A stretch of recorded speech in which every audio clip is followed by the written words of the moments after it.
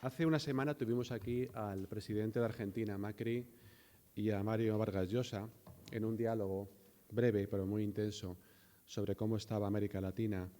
Y en un momento dado el premio Nobel dijo que habría que erigir un monumento público a Odebrecht en América Latina porque estaba ayudando a sacar cosas de las que nunca se hablaban. Aquí en la Casa de América, que siempre estamos atentos a lo que está pasando en América Latina, queríamos abordar hoy qué está pasando en América con estas noticias sobre la corrupción. Y con ayuda del país hemos definido el tema con unos parámetros, creo que de esperanza, ya que hablamos si la corrupción lleva aparejada la impunidad o la respuesta ciudadana o la respuesta, por supuesto, legal e institucional. De esto van a hablar hoy Alejandro Salas, director regional para las Américas de Transparencia Internacional, Manuel Villoria, catedrático de Ciencia Política de la Universidad Rey Juan Carlos de Madrid, y Bernardo Marín. Bernardo Marín va a ser el moderador y, por tanto, él presentará con más detalle a los ponentes, así que yo me permito presentar al moderador. Bernardo Marín, además de hacer la mili aquí en esta casa, según me acabo de enterar, entró como becario en El País Digital y ha sido redactor, coordinador de sección, jefe de redacción de El País América y ahora es su subdirector.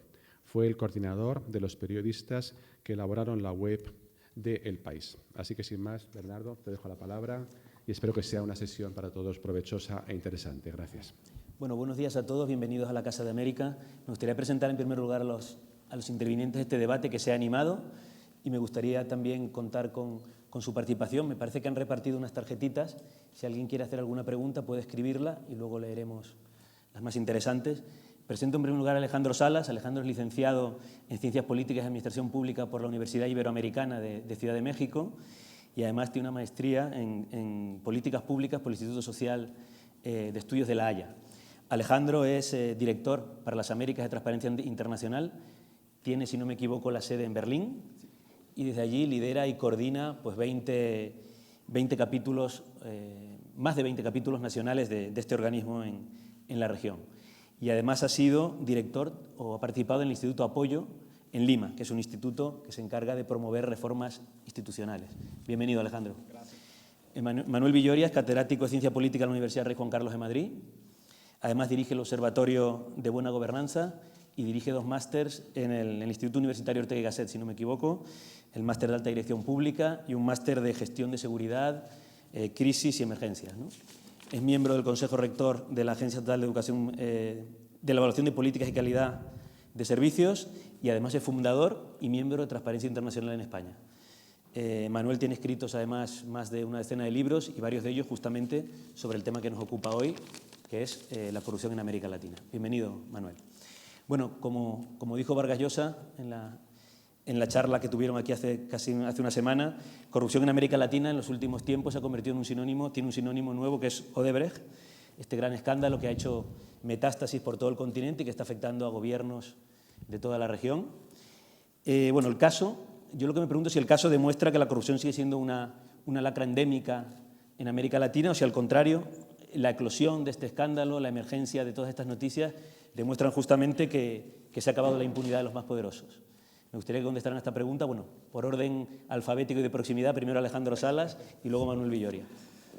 Bueno, encantado de estar aquí. Muchísimas gracias, Bernardo, desde luego al País, Casa de América, muy amables por la invitación, todos ustedes por estar acá en esta conversación. Y si me permites, antes de contestar tu primer pregunta, una parte de mi presentación, como Alejandro, que no tienes obviamente en el papel, es que mi primer contacto con la corrupción, siendo de México, pues no es muy, o sea, más bien es muy común estar expuesto.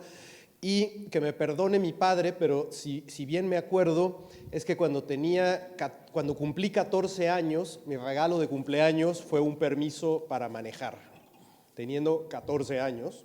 Obviamente yo estaba feliz, se lo enseñé a mis amigos, lo presumí, y ya años después, cuando estudié ciencias políticas, empecé a trabajar en estos temas, dije, bueno, ¿cómo diablos mi papá consiguió una brevete para conducir a los 14 años, ¿no? Y de ahí, obviamente, en mi juventud, encuentros con policías de tránsito, etcétera, un sinnúmero, ¿no? Entonces, Lo que quiero con esto decir es que tampoco vengo desde un punto de vista moralista, yo nunca he visto eso, no sé, la corrupción está mal, o sea, vamos a hablar muy abiertamente, muy sinceramente, yo, como saben, vengo de México, me ha tocado estar expuesto, no he estado libre del problema, ¿no? Entonces, un poco quiero poner eso, por favor, para que no tomen que vengo aquí a predicar y a decir que nunca he visto el problema, ¿no? Entonces, bueno, volviendo ahora sí a la pregunta, Bernardo, me parece interesantísimo y me parece que eso es lo que le da contexto a la conversación de ahora, porque en verdad no hay nadie que pueda asegurar de una manera científica hoy por hoy si hay más corrupción en América Latina ahora en el 2017 que la que había hace 5 años o 20 o 40. Es decir, siempre ha existido. Pero la gran diferencia está en que ahora pareciera que se ha desbordado de alguna manera. Es decir, si vemos el mapa de Latinoamérica, nos vamos al norte, vemos el escándalo en México, presidente Peña Nieto y la llamada Casa Blanca, el asesinato de los estudiantes en los cuales también estaba vinculada la policía municipal con el narcotráfico, es decir, un sinnúmero de escándalos. Vamos a Centroamérica, Panama Papers, Guatemala, ¿no? El expresidente, ahora expresidente Otto Pérez Molina en la cárcel, la vicepresidenta también, nos vamos más abajo, Venezuela, bueno, ahí hay una lista que nos tomaría la hora y media de casos de corrupción en Venezuela, y lo mismo Perú, etcétera, ¿no? Y hasta el sur, Chile, la familia cercana de la presidenta Bachelet, la expresidenta Fernández de Kirchner en Argentina. Es decir, pareciera que se ha desbordado, pero como les decía, no sabemos si en verdad hay más o no. Lo que sí hay, y esta es la parte, si ustedes quieren, positiva, optimista, o hasta un poco naive tal vez de mi parte, es que el hecho de que haya tanto escándalo, que la prensa lo reporte más, que el periodismo de investigación esté más metido en el tema, que haya más políticos honestos, porque también los hay, funcionarios honestos, porque también los hay, sociedad civil que sale a las calles, es decir, el tema es más visible, el tema pareciera que importa más, hay sectores que ya están cansados y que ya están dispuestos a decir hasta aquí, a salir a las calles. Entonces, estamos viviendo ese momento en el que cada vez la vemos más, cada vez hablamos más de ella, cada vez nos importa más y hay algunas cosas, algunas instituciones, vamos a estar hablando de eso ahora a lo largo de la charla, que sí están funcionando, que sí están haciendo su trabajo. Entonces, es un momento, desde mi perspectiva, clave para tener esta conversación que estamos teniendo ahora. Tal vez no lleguemos a una conclusión definitiva, pero sí vamos a jugar con este balance. Muchos problemas sistémicos graves se están haciendo evidentes, pero hay cosas que están funcionando y que muestran que puede haber una salida. Manuel. Muy bien, pues yo también muchísimas gracias a Casa de América y al país por la invitación y a todos ustedes y a los que nos vean por YouTube por su presencia. Yo, como español, mi primera experiencia con la corrupción no fue con sobornos en la calle, puesto que en España no es normal que los policías pidan sobornos ni que haya soborno en la administración pública, sino en mi anterior vida, antes de irme a Estados Unidos con la beca Fulbright como funcionario del Estado, yo era subdirector del Ministerio del Interior cuando saltó el caso Roldán. Entonces lo viví en primera persona. Y quiero recordar que fue un shock también ver que aquello que nosotros creíamos que era algo ajeno a la realidad de este país estaba presente y iba a estar presente a partir de entonces en los siguientes más de 20 años.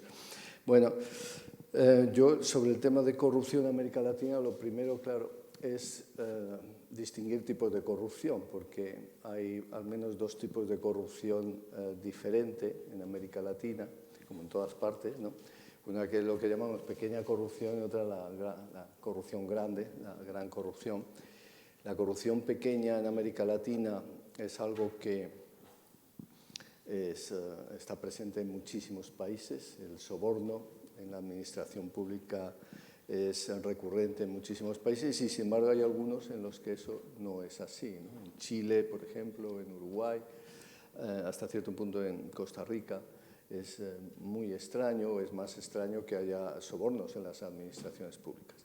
El caso de Odebrecht, sin embargo, es un caso de gran corrupción, ¿no? Es un caso de corrupción política de alto nivel, en la cual pues, nos encontramos con elementos de financiación de campañas, elementos de captura de decisiones por parte de estos grandes grupos económicos, y eso yo creo que sí se da en toda América Latina y en todo el mundo. Es decir, la gran corrupción no es un problema solo de América Latina, sino que está por todo el mundo. En algunos países de forma claramente perseguida y con elementos quizás muy zafios, y en otros países muy sofisticada, ¿no? Y entonces, si uno analiza Estados Unidos, uno se da cuenta que las campañas electorales se financian con fondos privados en su inmensa mayoría, que esos fondos determinan en gran medida qué entra en el debate electoral y qué no entra, cuáles son las issues de la campaña y quién puede ganar y no gana las elecciones, ¿no? Y al final, pues bueno, dices, en algunos países se hace de forma zafia, en otros es mucho más sofisticado, pero la conexión entre dinero y política está por todo el mundo y yo creo que ese es un tema que deberíamos reflexionar a otro nivel, quizás.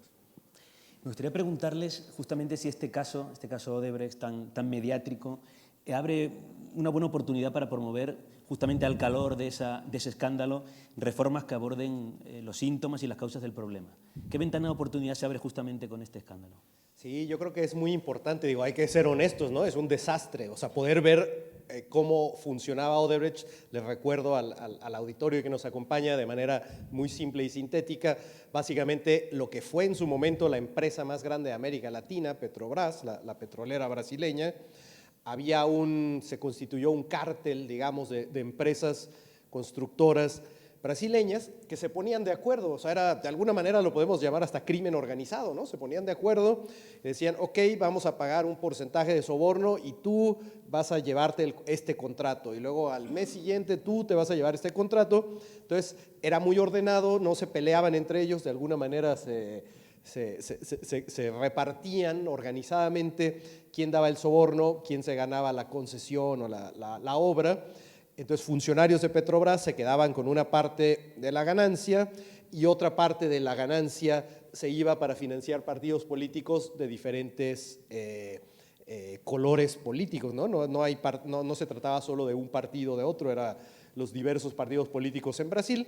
Y ese era, digamos, simplificando mucho el esquema básico de corrupción. Ahora, una de estas grandes constructoras, tal vez la más grande y la más activa en este esquema, Odebrecht, ustedes saben, en diciembre pasado, Marcelo Odebrecht, que es el presidente de la compañía, en un acuerdo con las autoridades norteamericanas de justicia, el Departamento de Justicia y autoridades suizas, hace unas declaraciones para obtener beneficios, etcétera, y revela el pago de sobornos, si no me equivoco, en 10 países de América Latina y en 2 en África, algo así, el número, y tal vez Portugal, no me acuerdo, pero básicamente dice, bueno, nosotros para obtener negocio en Perú, en Brasil obviamente, en Venezuela, en Argentina, en Dominicana, en Panamá, etcétera, hicimos esta serie de pagos. Ahora, como decía, eso desde luego pues es un golpe, es triste, es darse cuenta, por ejemplo, en Perú, que están mencionados 3 administraciones distintas, ¿no? Está desde la administración de Alejandro Toledo, que fue como la gran figura que surgió a partir de la caída del fujimorismo, que incluso abanderaba la lucha contra la corrupción, etcétera. Luego lo sucedió Alan García, que también ministros suyos ya están acusados, y después Ollanta Humala, ¿no? Entonces, de repente, Odebrecht muestra que hay 3 administraciones seguidas en Perú, que aparentemente recibieron sobornos, ¿no? Entonces, gran decepción ahí, pero en gran parte de la región latinoamericana lo mismo. Entonces, pues sí es grave, pero a la vez, insisto, y por eso esta charla de esta mañana tiene esa duplicidad, ¿no? De alguna manera también nos muestra el lado positivo, que es como en un país como Brasil, donde hemos visto este esquema de corrupción tan claramente, hay autoridades valiosas que están haciendo su trabajo, que están dando la cara, como son algunos jueces, principalmente el juez Sergio Moro, pero otros también, los fiscales, que es un grupo, me parece que son como 14 fiscales, ¿no?, de una fuerza de tarea que está llevando el caso Lava Jato, que son relativamente jóvenes, entusiastas y que están enfrentando a toda la maquinaria de poder en Brasil. Elementos de la Policía Federal, algunas autoridades también de impuestos, etcétera, que están trabajando juntos, están mostrando cómo hay una institucionalidad en Brasil dentro de todo el problema que está dando la cara y que está mostrando que sí se puede. Y esto, a la vez, está haciendo que se genere, esto es muy interesante, una especie de competencia entre países de la región latinoamericana. El primer país en reaccionar fue, me parece que Colombia, y muy rápidamente detuvieron a un ex viceministro de Transporte o de Comunicaciones, no me acuerdo, que había estado vinculado al pago de sobornos. En otros países, como mi propio país, México, muy calladitos, nadie dijo nada. En Perú hubo una orden de captura contra el expresidente Toledo. Entonces, los países, de alguna manera, al tener la atención de la opinión pública, la presión internacional, empiezan a reaccionar. Incluso hace un par de semanas, el fiscal general brasileño, el procurador general, perdón, invitó a sus pares a una reunión de Brasilia donde firmaron acuerdos de colaboración y ya se están apoyando mutuamente, ¿no? Entonces, ese es un aspecto positivo, eso es una buena lección que antes no se daba. No se olviden que la corrupción grande de la que hablaba Manuel, esta captura de instituciones del Estado, de políticas, de grandes cantidades de recursos, se da a través de países. Difícilmente se queda contenido dentro de solamente un país, ¿no? Es decir, el dinero se esconde en paraísos fiscales y luego pasa por un país, pasa por el otro, se llevan maletines, etcétera. Entonces, cruza fronteras. La lucha contra la corrupción nunca había mostrado mucho esfuerzo coordinado entre países y con este caso de Odebrecht creo que vamos a dar un salto grande hacia esa colaboración en la investigación. ¿Cómo lo ves, Manuel? Me parece muy interesante lo que nos ha dicho Alejandro y es cierto que el caso de Odebrecht va a ser como un test de estrés sobre el sistema, a ver cómo reacciona y si realmente implica un cambio importante. Yo siempre recuerdo la esperanza con la que se vio Mani Pulite en Italia y lo mal que acabó. Es decir, que muchas veces estos movimientos lo que necesitan no es solo el escándalo y que caigan 5 o 6 políticos, sino que se transformen todas las estructuras, la cultura cívica y que haya movimientos a largo plazo para acabar con la impunidad. Entonces, vamos a ver, mi experiencia, llevo muchos años estudiando este tema, incluso trabajando en muy diversos organismos internacionales sobre cómo luchar contra la corrupción y siempre hemos tenido una teoría detrás que es más o menos la del principal agente, ¿no? Y que es, hay un principal que son los ciudadanos, hay un agente que son los gobernantes y tenemos que controlar, tenemos que tener más información, tenemos que reducir las posibilidades de arbitrariedad de este agente, ¿no? Y para ello pues introducimos toda una serie de medidas que refuerzan la transparencia, refuerzan la rendición de cuentas, incrementan la imparcialidad del servicio público. Hemos introducido toda una serie de medidas que tratan casi siempre de lo mismo. Usted reduzca el monopolio en la toma de decisiones de los gobernantes, porque si tienen un monopolio, si es una sola persona la que puede tomar una decisión que hace millonarios a otros, pues tienes un gran problema. Segundo, reduzca la discrecionalidad, ¿no? E introduzca controles, muchos controles, ¿no? Y con esto hemos ido por todo el mundo y los resultados no han sido muy positivos hasta ahora.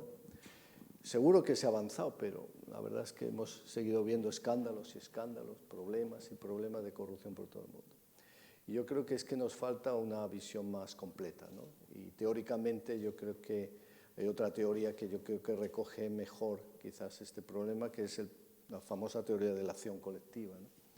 Es decir, si en un país X todas las personas en un determinado momento, conscientes del problema, dijeran no pagamos ni un soborno más, acabaría la corrupción.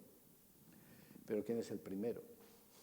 Tenemos millones de personas que están acostumbradas a hacer eso todos los días y a vivir en ese mundo. Entonces alguien tiene que haber que diga hasta aquí, pero una sola persona sería simple y llanamente no pagaría el soborno del hospital y su padre se moriría, o no pagaría el soborno del colegio y a su hijo le suspenderían y no conseguiría nada. Necesitamos que toda la sociedad se mueva, ¿no? ¿Cómo conseguir ese salto? Cuando hay una situación en la que la inmensa mayoría de la gente cree que los demás pagan, y como los demás pagan, pues yo también pago, y como además me piden, pues yo pago, porque es que si no, me gustaría que no hubiera corrupción, pero ¿cómo evito yo solito, que la corrupción funcione? Entonces necesitamos movimientos de acción colectiva. Entonces, el caso de Brecht implica, por primera vez, en algunos casos, movimientos de acción colectiva. Igual que hasta cierto punto el 15M en España supuso también un cambio cualitativo. Ahora empieza a haber movimientos importantes en América Latina. La clave es si eso implica un movimiento que va a continuar, y para que esto tenga éxito hay algo clave, y es que tenga efectos electorales. Porque si un partido sigue ganando elecciones a pesar de todos los casos de corrupción, no tiene incentivos para cambiarlo. Y yo creo que ese es el tema, ese es el momento clave, si tú realmente hay sanción. Y entonces uno ve que el que la hace la paga perdiendo el poder. Y entonces llega una oposición honesta y empieza a investigar, y empieza a abrir todos los armarios. Y ese es un momento clave, ¿no? Y si eso se continúa, pues funcionará el sistema. Si no, la impunidad me parece a mí que es difícil de cambiarla solo porque haya escándalos y tal, ¿no? El caso italiano creo que nos demuestra que hubo un terrible escándalo, hubo suicidios incluso, hubo miles de acusaciones, pero luego al final llegó Berlusconi y tapó todo, ¿no? Antes decía Manuel una cosa muy interesante. Los españoles, yo creo que a veces tenemos una visión un poco miope de América Latina y lo consideramos como un todo único y que todos los países son un poco lo mismo. Sin embargo, hay unas diferencias regionales, o sea, dentro de la propia región, por países notables. El último informe que ha hecho justamente Transparencia Internacional, me parece que del mes de enero, pues mostraba, por ejemplo, bueno, Venezuela una situación catastrófica, México una caída muy preocupante de la percepción que tiene la gente de la corrupción, mejor que una caída, una subida de esa percepción de la corrupción, al revés. Pero bueno, otros países, digamos, homologables a Europa, incluso mejor situación que España, por ejemplo, Uruguay, Costa Rica, Chile. ¿A qué creen que se deben esas diferencias por países y qué pueden aprender justamente los que lo están haciendo mal de las buenas prácticas de los que lo están haciendo bien? Le voy a dar la palabra primero a Manuel, que antes sacó un poquito el tema. Bueno, es evidente que hay países como Chile o Uruguay que yo creo que a España nos podrían también dar alguna lección, quizás, ¿no? Y hay países que están en una situación terrible. ¿Y cuál es la diferencia fundamental? Pues yo creo que la diferencia fundamental está en el control del poder, ¿no? Los países que han sabido controlar al poder, yo creo que son países que han tenido más desarrollo económico, eso ya los economistas institucionalistas o no institucionalistas lo demostraron perfectamente, como North y otros. Es decir, el control del poder permite desarrollo económico y ese control del poder se tiene que hacer a través de instituciones sólidas. Una de ellas es un poder judicial independiente con capacidad de hacer su trabajo, con una fiscalía también bien dotada y con capacidad también de hacer su trabajo, pero otro elemento fundamental es tener un servicio civil profesional, un servicio civil meritocrático, no sometido a los cambios políticos al spoil system, y estos son elementos clave. Ese diseño institucional, ese control del poder explica que Uruguay y Chile pues, tengan instituciones más sólidas, y otros países donde el poder no se controla, el poder está descontrolado, como se intenta descontrolar, como Venezuela, pues tenga mucha más corrupción. Luego el caso de México es un caso especial por algo que yo creo que saldrá aquí, que es la conexión entre corrupción y crimen organizado. Yo creo que cuando hay crimen organizado, cuando la delincuencia llega a organizarse tan bien que casi supone una cosoberanía en ciertos espacios, pues claro, ya no saben muy bien si estamos hablando de corrupción o estamos hablando de un control del crimen organizado de las propias estructuras gubernamentales, lo cual eso es terrible, ¿no? Pero yo creo que ese es el elemento. Y luego, como siempre, yo como politólogo tengo que destacar la importancia de que exista una oposición. Entonces, en los países donde puede haber una oposición y esa oposición puede ganarte las elecciones y esa oposición realmente asume la lucha contra la corrupción, pues es mucho más fácil que en los juegos de intercambio de poder, pues se refuercen instituciones, se consoliden, pero en muchos casos en América Latina el problema es que vemos que las oposiciones son tan débiles, los partidos son tan débiles que uno no sabe muy bien quién tomará el poder después de que caigan estos, y este es el problema, ¿no? No, pues mira, yo creo que Manuel lo ha dicho muy bien, y el índice, el estudio al que hace referencia es el índice de percepciones de la corrupción que publicamos cada año, y ahí llevamos más de una década de hacerlo anualmente.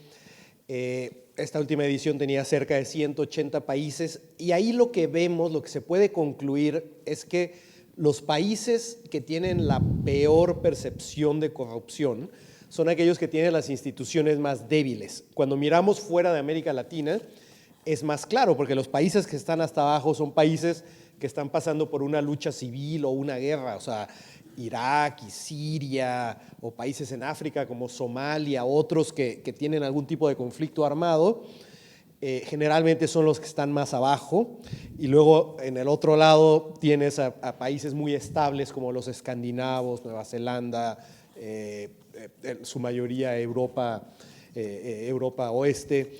Entonces, eso nos indica, porque muchas veces hay quienes piensan que es un tema de pobreza o de riqueza de las naciones, y en verdad ese no hay una relación completamente directa, y el caso Venezuela que hemos mencionado aquí creo que es muy emblemático, porque dentro de Latinoamérica es el peor calificado y no es un país necesariamente de lo más pobre, o sea, es un país que hasta hace algunos años tenía una clase media pues muy grande comparada con otros países, tiene una riqueza energética enorme, un nivel de educación que pues bastante respetable, es decir, había varios elementos que hacían a Venezuela un país, pues, digamos, más de ingreso medio, más que un país pobre. Sin embargo, la captura de sus instituciones, sobre todo por parte del Ejecutivo y del partido en el poder, pues es casi total, ¿no? De alguna manera, toda la institucionalidad que tendría que controlar o vigilar al Ejecutivo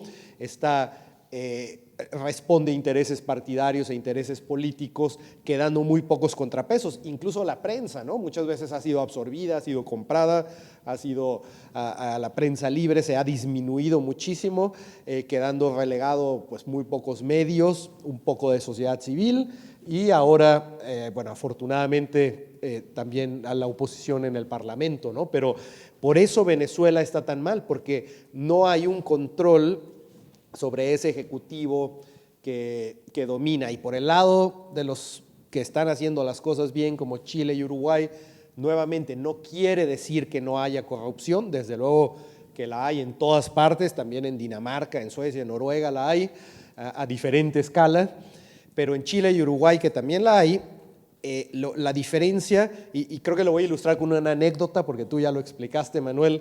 Yo como mexicano, me acuerdo que fui a Chile, y quienes me recibieron ahí, una de las primeras cosas que me dijeron es: Alejandro, solo ten mucho cuidado, no le vayas a querer dar un soborno a los policías acá, no es como en México, no te vayas a meter en problemas, ¿no? Entonces, eso creo que lo ilustra, es decir, los ciudadanas chilenos tienen un respeto hacia la institución de la policía, que a fin de cuentas es una institución central, fundamental, de un sistema democrático, mientras que en países como México, como Bolivia, como Argentina, las encuestas muestran que alrededor de la mitad de ciudadanas que interactúan con la policía terminan pagando una mordida, soborno, coima, ¿no? Entonces, el respeto que hay hacia la policía, pues obviamente no se compara como institución, ¿no? Y ahí está el problema, ahí está la diferencia. Aquí hay una pregunta que creo que ha quedado más o menos contestada, pero se la lanzo a Manuel. ¿En España estamos mejor que en América Latina? Teniendo en cuenta lo que leemos todos los días en los periódicos. Bueno, desde luego, de acuerdo con nuestros índices, no estamos mucho mejor que Uruguay o que Chile o que Costa Rica. Ahora, yo no creo que haya, sinceramente, grandes diferencias con los países que están mejor situados en América Latina. Con Chile nos estamos separando cada vez más, pero la situación de España es peculiar y, bueno, no quisiera hablar mucho de España porque estamos en el tema de América Latina, pero la situación de España es peculiar porque tenemos una percepción de corrupción verdaderamente disparada y eso hace que cuando haces las mezclas, cuando haces los índices compuestos, la percepción de los ciudadanos es tan alta de corrupción que luego los expertos no son capaces de reducir suficientemente esa gran puntuación de corrupción que damos los ciudadanos a nuestro país. Entonces, yo creo que una gran parte de los problemas que tenemos con los índices es que, lógicamente, cuando tú inicias la lucha contra la corrupción y salen casos, la gente cree que hay más corrupción. Probablemente en España ahora hay menos corrupción que había, no sé, durante la época del boom inmobiliario, eso es obvio, ¿no? Sin embargo, ahora tenemos más percepción de corrupción. También es cierto que la percepción de corrupción en España va unida a un hecho cierto, que es que en las encuestas de victimización la situación de España parecía la de Holanda o la de países como Alemania. Es decir, no más del 1 o 2% de la gente reconoce que de alguna forma le han pedido algún soborno, ¿no? Entonces tenemos una victimización muy baja, una percepción muy alta y todo está vinculado a los escándalos políticos y los grandes escándalos de corrupción. Y es una situación que yo creo que es peor probablemente en términos de corrupción ahora mismo que la de Chile o Uruguay. También es cierto que es un país más grande y con una economía muy potente. Y esto hace que, sobre todo durante el boom inmobiliario, hubiera tanto dinero que hubiera incentivos por todas partes. Nuestro propio sistema institucional incentivaba que hubiera corrupción. Había monopolio en la toma de decisiones urbanísticas por parte de los alcaldes. Por ejemplo, ellos podían firmar los convenios urbanísticos por sí mismos. Había discrecionalidad. Yo lo firmo contigo y te hago millonario a ti o a ti. Y los controles en el ámbito local eran muy bajos, con lo cual disparó el sistema, disparó el problema. Pero yo creo que tenemos menos corrupción que muchos países de América Latina. Desde luego tenemos baja corrupción administrativa y tenemos alta corrupción política, o la hemos tenido, y yo creo que la seguimos teniendo en cierto modo, y ya veremos si con el tiempo nos acercamos más a Chile o nos acercamos más hacia abajo. Eso ya es una decisión que todos los españoles, y no solo el gobierno, tenemos que tomar, ¿no? Bernardo, ¿puedo agregar Por supuesto. una cosita ahí a lo que decía Manuel? Yo creo, y lo dijiste antes, ¿no? Cuando hablabas de la pequeña, o de lo que se llama un poco en la literatura, ¿no? La pequeña corrupción. Eso pareciera que no hay tanto en España, o sea, hay un poco en concesión, en alcaldías, en algunas licencias, etcétera, seguramente, pero no es generalizado en trámites de todo tipo, ¿no? Yo creo que esa es una diferencia importante, porque la otra corrupción, la que tiene que ver más con la influencia desmedida de ciertos grupos empresariales hacia las políticas públicas o las grandes contrataciones o este tipo de cosas, se dan en España, se dan en Alemania, se dan en América Latina, ¿no?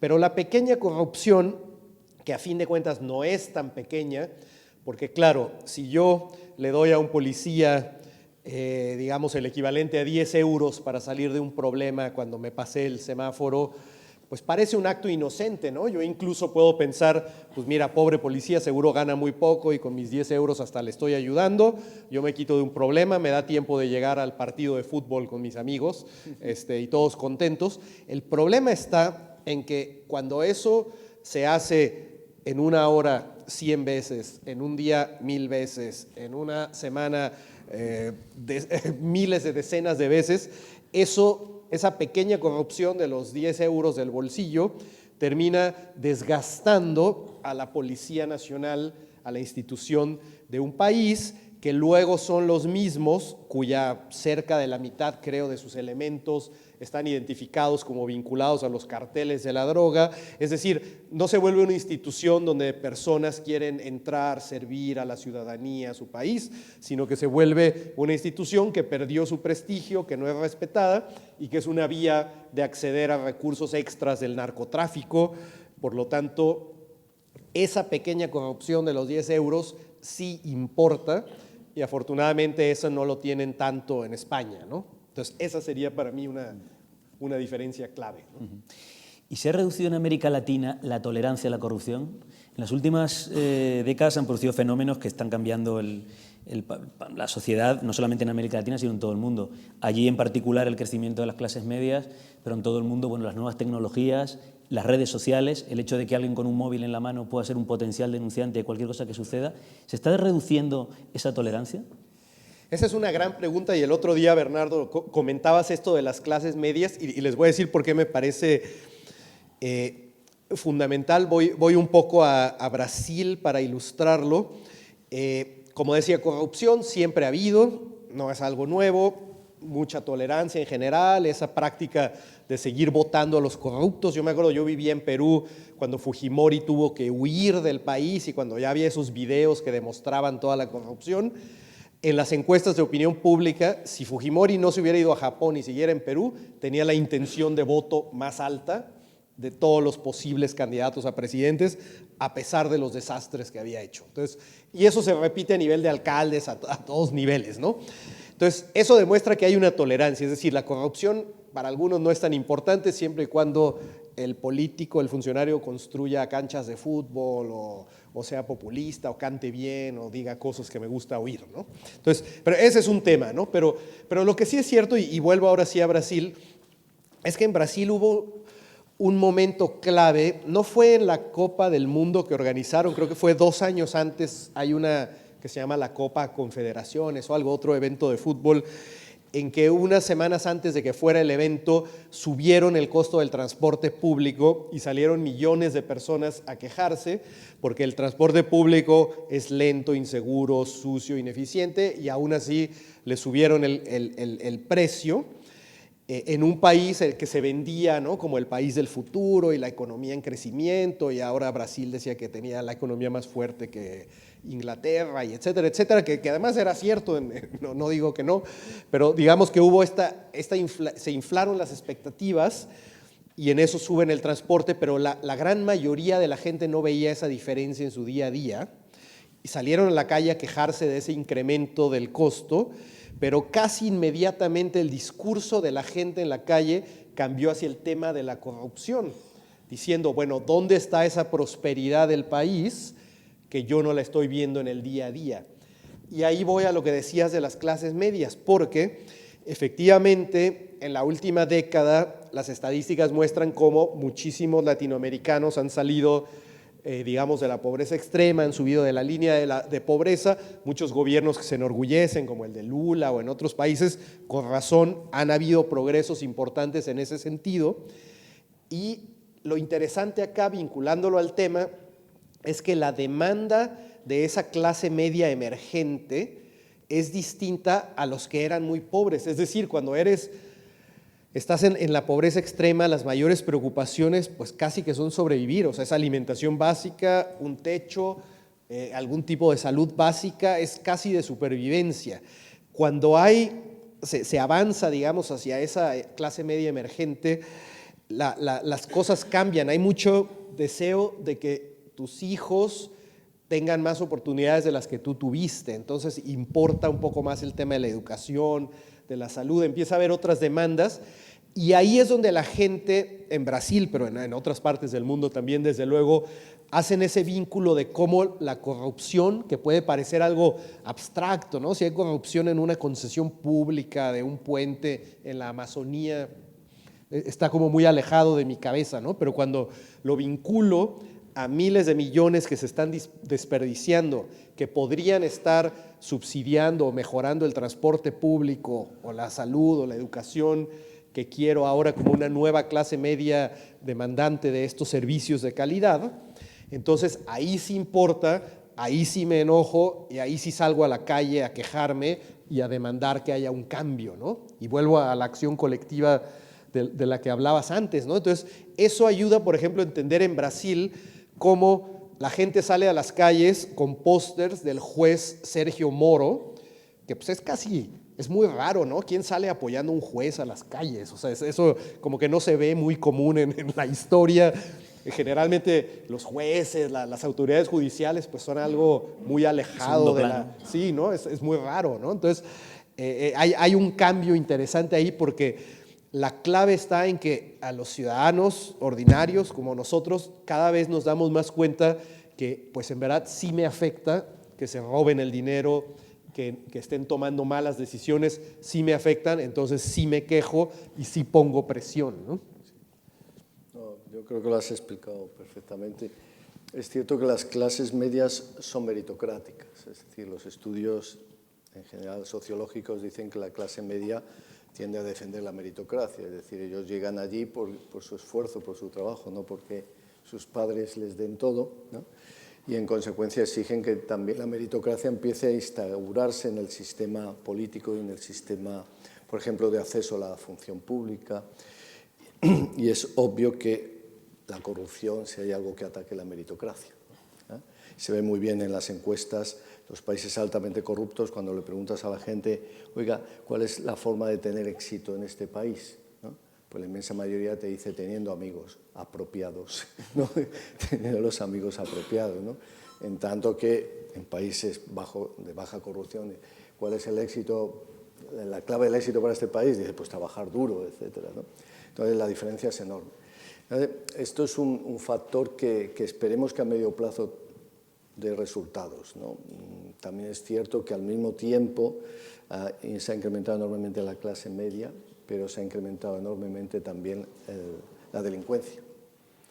Entonces, en algunos países yo creo que la delincuencia va a dificultar muchísimo, ¿no?, la lucha contra la corrupción y va a haber que trabajar conjuntamente en las dos líneas. Por una parte, en la lucha contra la delincuencia y el crimen organizado y otra, en la lucha contra la corrupción, porque si no, la conexión va a hacer que sea casi imposible salir de ese bucle destructivo, ¿no? Luego, efectivamente, las nuevas tecnologías ayudan y van a ayudar bastante conectadas tal vez a las políticas de transparencia, ¿no?, y de gobierno abierto, ¿no? Las políticas de transparencia y gobierno abierto con las nuevas tecnologías yo creo que permiten a la ciudadanía tener acceso a información, con datos reutilizables permiten un mayor control social y al final pues estas redes sociales, que aunque no se conecten entre ellas mucho, porque las redes sociales tienden a ser bastante cerradas entre sí, pero sí es cierto que pueden generar opinión política, opinión pública para sancionar a los corruptos. Bueno, y en eso llegó el presidente Trump, para provocar un terremoto político en el mundo y en Latinoamérica, que es lo que tiene más cerca. Un presidente que en 6 semanas escasas que lleva en la presidencia ha relativizado términos como los hechos o como la verdad, justamente en un país que supuestamente algunos veían como ejemplar para algunas cosas en América Latina. ¿Cómo puede influir esta presidencia de momento tormentosa de Trump justamente en este proceso en América Latina? Alejandro. Pues mira, la verdad es que yo estoy muy preocupado y creo que Transparencia Internacional también, y donde yo conozco la gente activa en el tema de lucha contra la corrupción, estamos muy preocupados, no porque en Estados Unidos no haya corrupción, desde luego que la hay, vemos muchas veces en las noticias a nivel de estados, a nivel de municipalidades, de ciudades, hay varios casos. Sabemos que también hay empresas que meten mucho dinero a las campañas, es decir, no es un país libre de problemas, pero sí es un país que históricamente ha jugado un papel muy importante, ya sea a veces poniendo condicionalidades a algunos de los países que ayuda con aportes económicos. Nuevamente, no estoy juzgando si eso es bueno o malo, pero digamos en Afganistán, en otros países donde dan una cantidad importante de dinero, de presupuesto, ponen condiciones para transparentar, para mejorar la gestión, la administración, etcétera. Ese es un tema, pero el otro es más también esta especie de autoridad moral que da una democracia relativamente fuerte, desarrollada, histórica, como la norteamericana, donde existen bien los balances y los contrapesos entre instituciones del Estado, en donde la presidencia está bien controlada por un Congreso, un Parlamento, donde la justicia es autónoma, etc. Entonces, de alguna manera siempre ha servido un poco como esa guía, el respeto a los medios de comunicación, que ahora es uno de los grandes temas que se están cuestionando.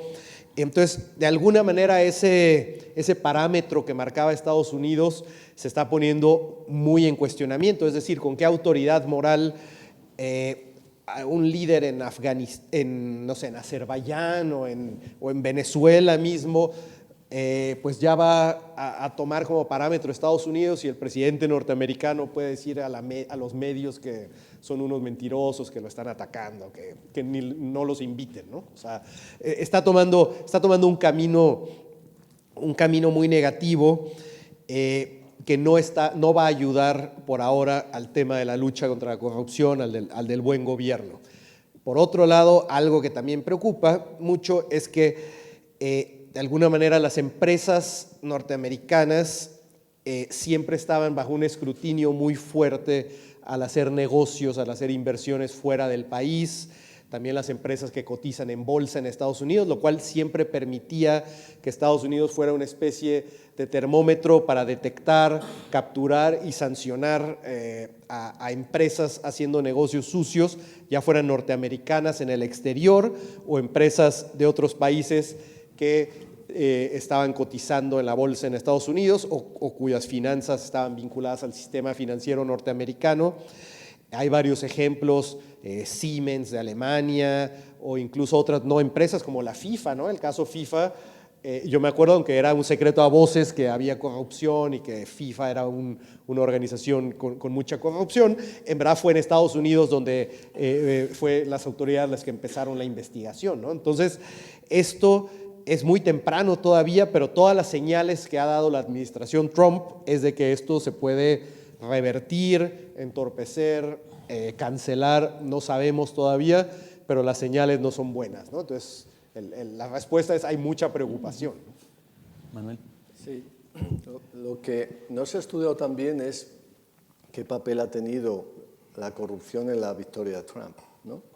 Porque las encuestas en Estados Unidos venían insistiendo. Más del 90 y tantos % de los estadounidenses consideraban que el país estaba gobernado por los intereses de unos pocos, ¿no? Y él ha jugado muy bien con eso, con la idea de esa élite que en Washington decidía todo de forma corrupta, ¿no? Es decir, que la acusación de corrupción a Hillary ha sido una de las bases fundamentales de su victoria.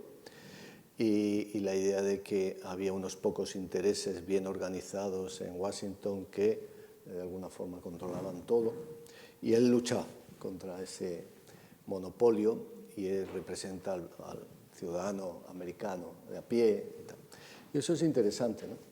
Luego probablemente es toda una gran mentira, o por lo menos es un juego de spinning político, ¿no? Para intentar engañarnos, ¿no? Pero eso es importante. Ahora, es evidente que con Trump no veo que vaya a haber grandes avances en lo que tú decías, en la lucha contra el blanqueo de capitales, en la lucha contra los paraísos fiscales, etcétera, ¿no?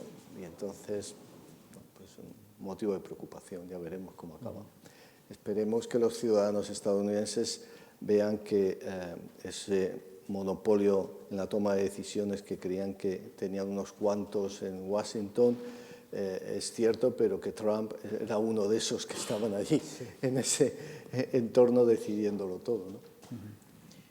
Incluso si se acuerdan, Trump tenía esta frase de "We are going to drain the swamp", ¿no? Vamos a drenar el pantano que era Washington, y de alguna manera lo que ha pasado en estos primeros días es que está reemplazando a unos cocodrilos por otros, ¿no? Sí. O sea, pero el pantano sigue, ¿no?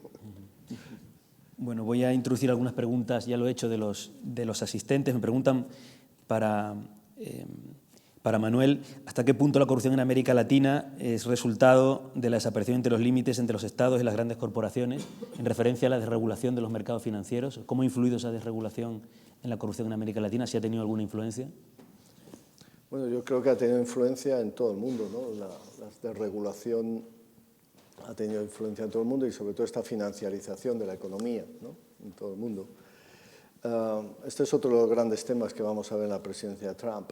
Hasta qué punto estas nuevas regulaciones que intentaban controlar el sector financiero para evitar que mezclara los negocios, el negocio comercial con el negocio de las grandes inversiones, y pues vamos a ver hasta qué punto no empiezan otra vez a retirarse, con lo cual nuevamente veremos que los bancos usan dinero de sus clientes para negocios bastante turbios o para negocios de mucho riesgo, y que si van mal, pues no sabemos muy bien si al final otra vez tendremos todos los ciudadanos que sostener a esos bancos que entran en crisis.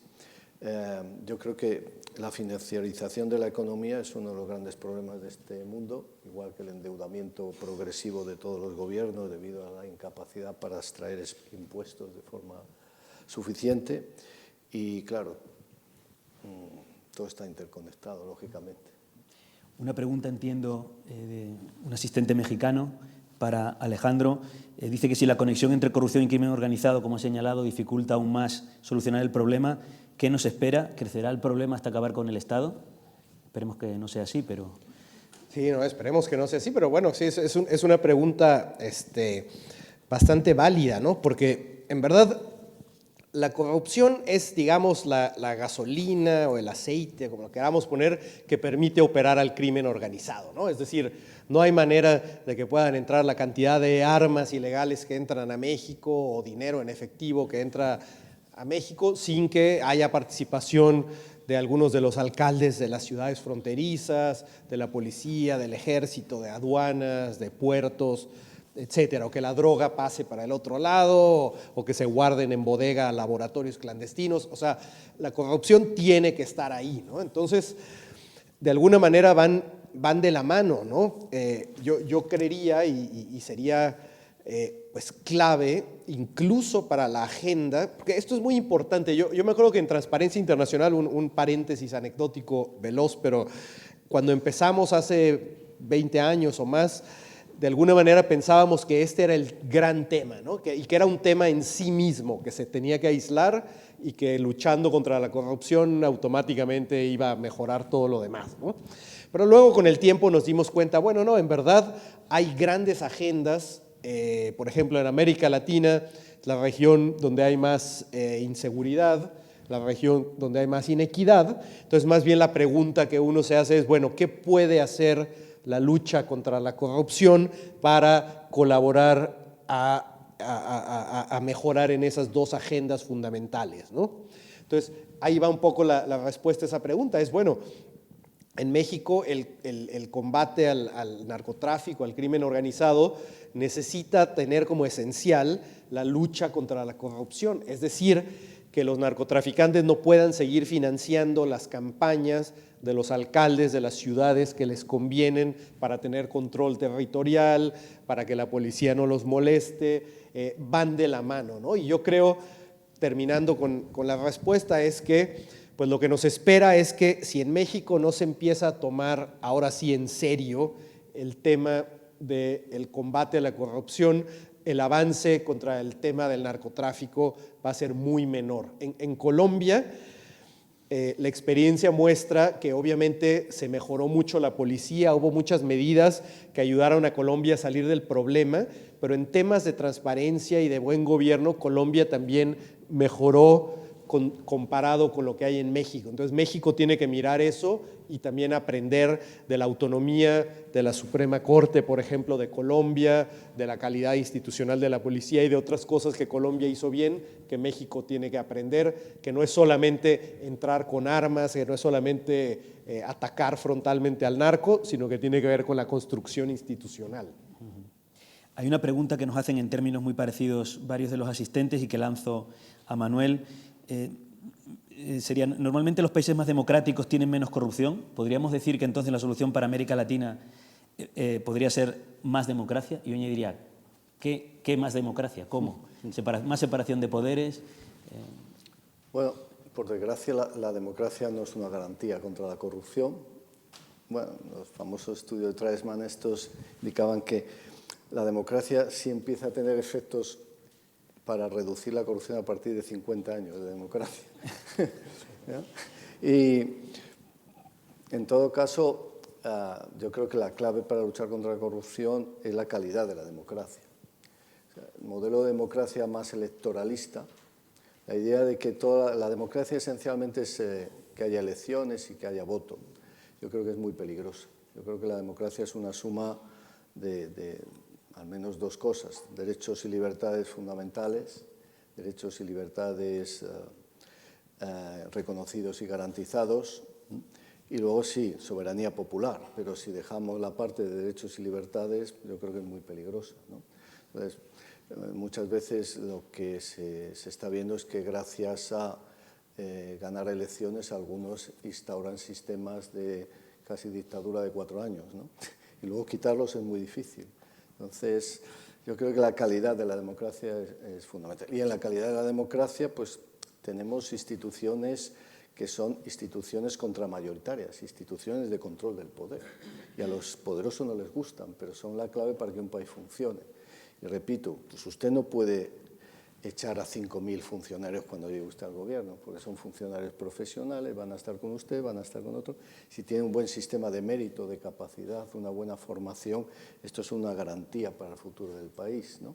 Y usted no puede echar a los jueces, y tiene que tener unos jueces bien formados e independientes y unas garantías de independencia sólidas. Y usted tiene que tener un Estado de Derecho, una policía, ¿no?, bien pagada, bien formada.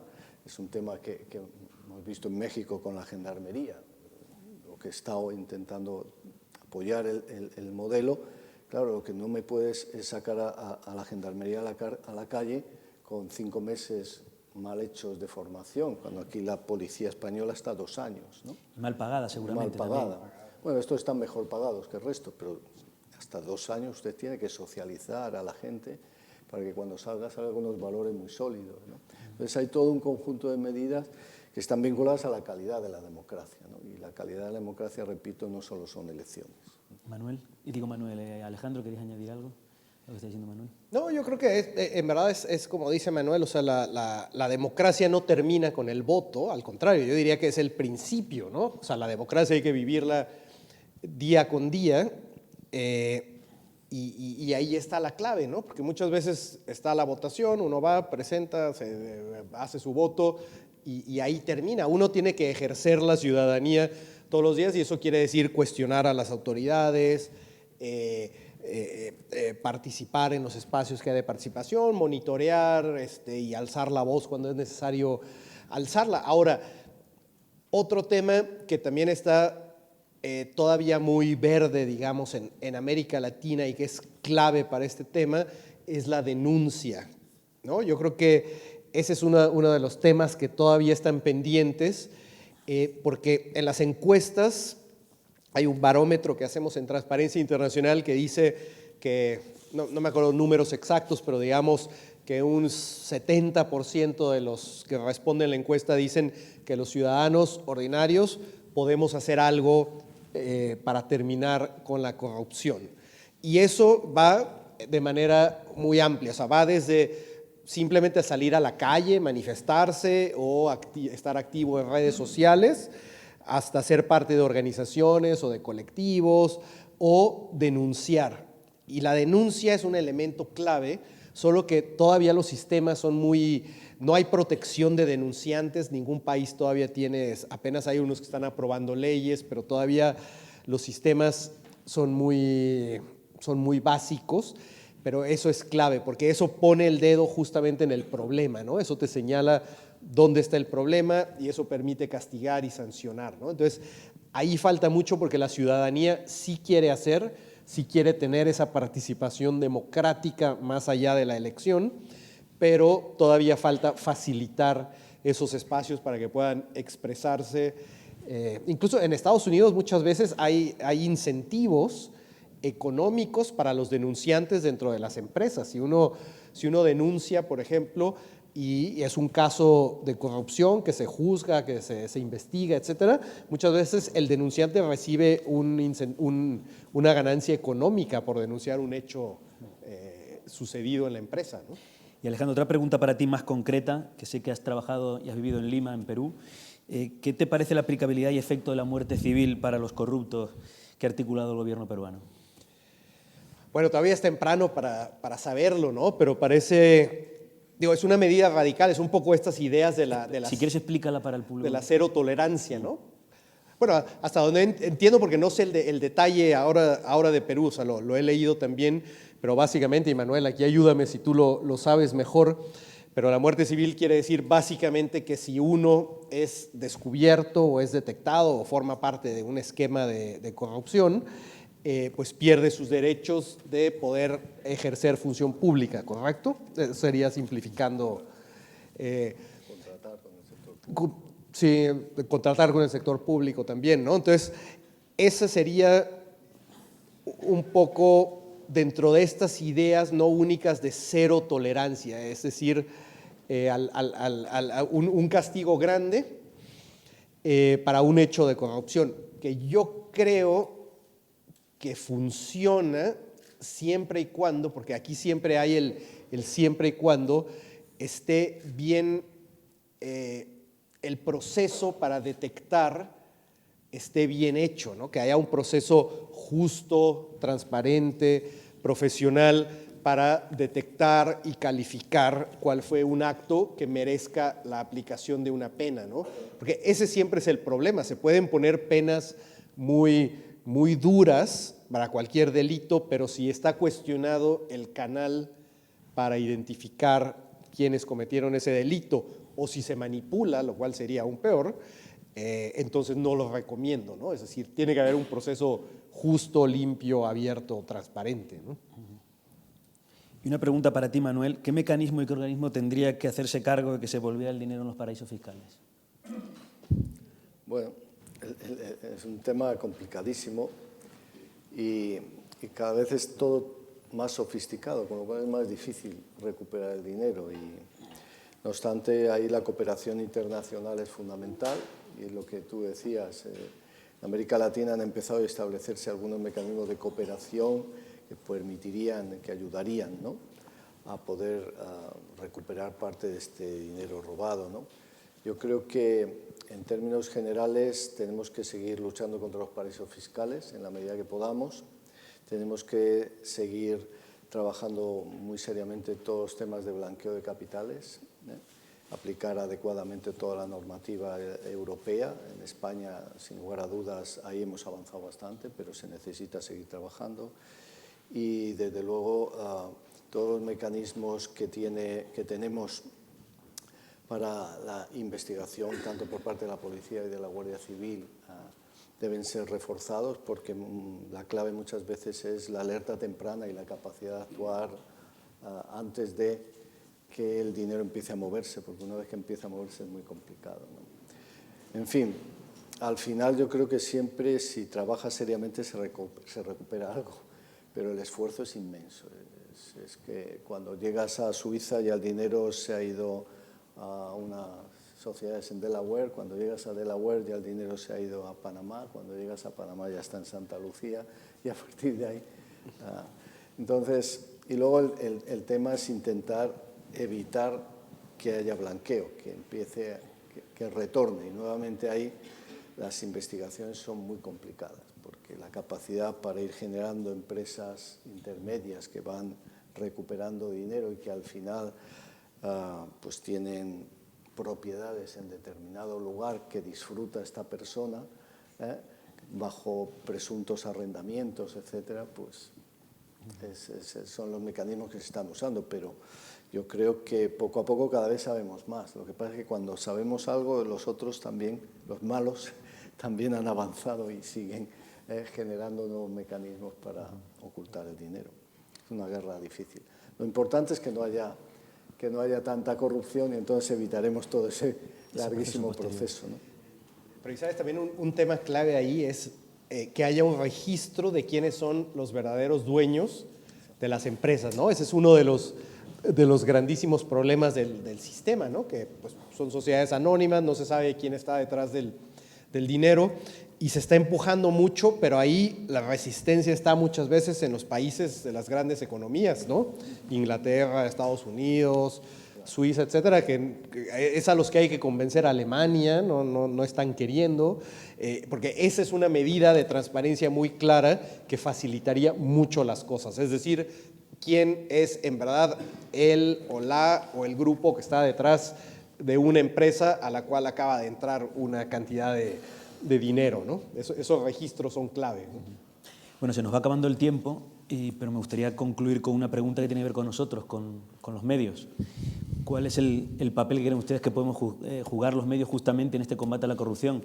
Yo creo que ahora tenemos más que nunca herramientas, con las nuevas tecnologías, herramientas extraordinarias para hacer investigaciones muy exhaustivas, pero creo que al mismo tiempo está el reverso. Creo que también puede haber cierto sentimiento de, yo diría, populista o justiciero que casa mal con el rigor periodístico y que podría a lo mejor empañar justamente ese rigor con el que hay que hacer esas investigaciones. ¿Cómo nos ven a nosotros, a los medios, en ese papel de lucha contra la corrupción? Para Transparencia Internacional los medios son clave, ¿no? O sea, en verdad es fundamental. A mí por eso la invitación ahora de Casa de América se me hizo fabulosa, por la oportunidad de poder estar con ustedes y en general, porque los medios tienen el lado de reportar, o sea, el lado de señalar donde están sucediendo los hechos, de poder ayudar a eso que yo decía, que la gente se dé cuenta cómo la corrupción tiene un efecto sobre sus vidas, de manera de ir reduciendo esa tolerancia, ¿no? Ese pensamiento de que las cosas son así y no van a cambiar.